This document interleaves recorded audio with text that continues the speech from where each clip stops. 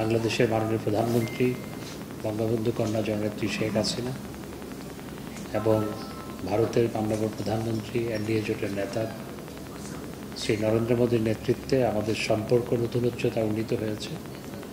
ভবিষ্যতের দিনগুলোতেও আমাদের সম্পর্ককে আরও গভীরে প্রতীত করার জন্যে এবং সম্পর্কের বহুমাত্রিকতা আরও বিস্তৃত করার লক্ষ্যে একই সাথে উভয় দেশের মানুষ যাতে উপকৃত হয় সেজন্য পিপল টু পিপল কন্ট্যাক্ট আরও বাড়ানোর লক্ষ্যে আমরা কাজ করব। আপনাদের কোনো প্রশ্ন থাকলে বলুন। আমরা একটু ফলাফলটা নিয়ে কথা বলি। এবার যেটা ভাবা হয়েছিল যে মোদী সরকার বা নরেন্দ্র মোদী বা বিজেপি নেতৃত্বাধীন যে জোট তারা অনেক বেশি সিট পাবে, সেইটা সেই যে টেন্ডেন্সিটা সেটা বন্ধ হয়েছে, সেরকম ছিল না। সেই জায়গা থেকে কি আপনি মনে করেন কিনা যে এই নতুন যে সরকার ক্ষমতায় আসবে, বিজেপি সরকারই আসবে, আগে থেকে এইটার মেসেজটা একটু আলাদা হবে বা চেহারাটা একটু আলাদা হবে আমাদের সম্পর্কের ক্ষেত্রে? দেখুন, this is the choice of the people. ভারতের জনগণের তারা ভোট দিয়েছে, তারাই তাদের প্রতিনিধি নির্বাচিত করেছে।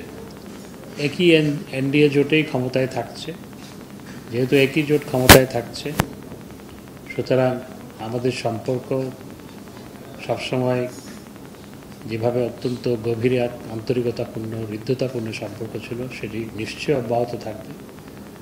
আর দ্বিতীয়ত আমাদের সম্পর্ক বাংলাদেশের সম্পর্ক ভারতবর্ষের সাথে এবং ভারতবর্ষের জনগণের সাথে, এবং আমাদের দুই দেশের সম্পর্ক সেটি মহান মুক্তিযুদ্ধের মাধ্যমে আমাদের যে সম্পর্কের বন্ধন তৈরি হয়েছে সেটি অতুলনীয়।